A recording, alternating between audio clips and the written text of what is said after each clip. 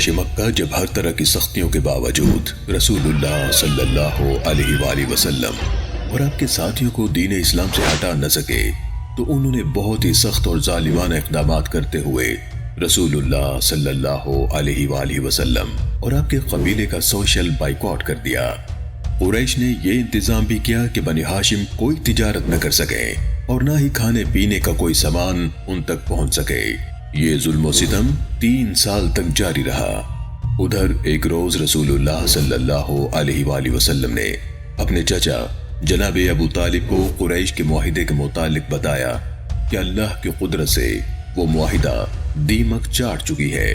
جناب ابی طالب کی وفات کے بعد قریش رسول اللہ صلی اللہ علیہ وسلم پر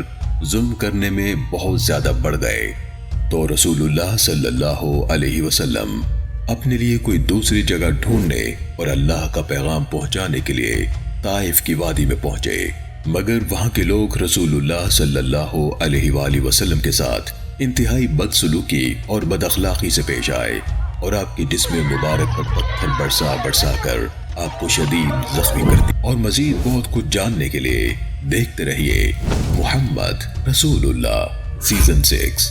صرف اسلام 360 پر۔